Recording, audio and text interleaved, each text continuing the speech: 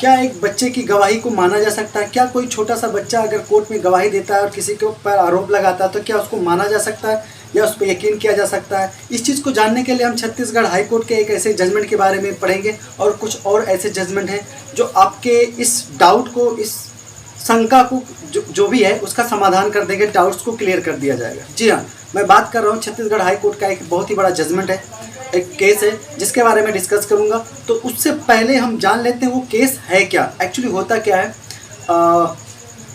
जो इसमें मृतक होता है वो जंगल में जाकर लकड़ियां और पत्ते काटता है, इकट्ठा करता है, उसी से अपना जीवन यापन करता। बट एक दिन होता क्या है, जो मृतक होता है वो जंगल में लकड़ियां काट रहा होता है तो एक दूसरा जो आरोपी होता है वो आता है और कुल्हाड़ी से उसका गला काट कर उसकी हत्या कर देता है। इस पूरे वारदात को दो बच्चे देख रहे होते हैं।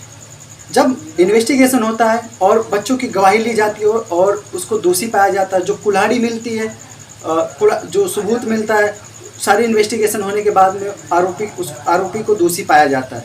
ट्रायल कोर्ट द्वारा जब सजा दी जाती है उस व्यक्ति को उन बच्चों के क्या कहते हैं गवाही के आधार पर, तो जो आरोपी होता है वो छत्तीसगढ़ हाई कोर्ट में अपील डालता है, यानी कि एक याचिका डालता है जो ट्रायल कोर्ट का जो जजमेंट होता है उसके अगेंस्ट उसको रद्द करने के लिए।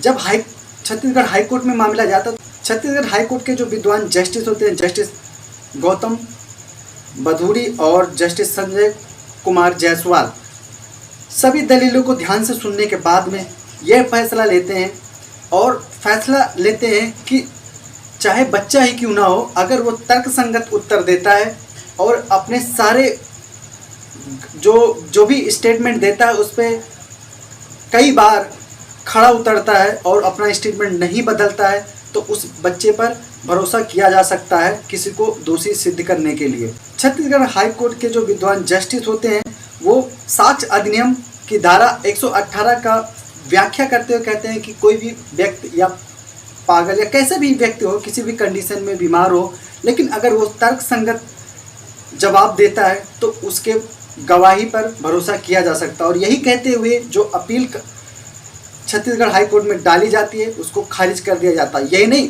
कुछ और केसेस होते हैं, जैसे गुजरात हाई कोर्ट का एक बहुत बड़ा जजमेंट होता है जिस पर छत्तीसगढ़ हाई कोर्ट भरोसा करते हुए, जिसका नाम था रतन सिंह दलसुख भाई नायक बनाम गुजरात राज्य, जिस पर भरोसा करते हुए दोषी सिद्ध किया जाता है। उस बच्चों के जो गवाही होती है उस पर भरोसा किया जाता है।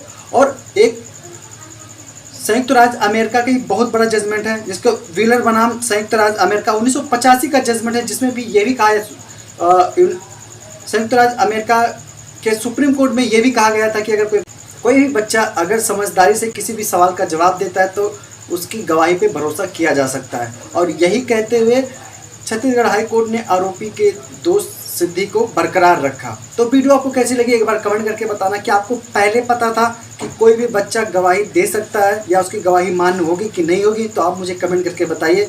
मैं फिर मिलूंगा एक ऐसे ही लीगल टॉपिक वीडियो के लिए। आप हमारे चैनल को सब्सक्राइब कीजिए।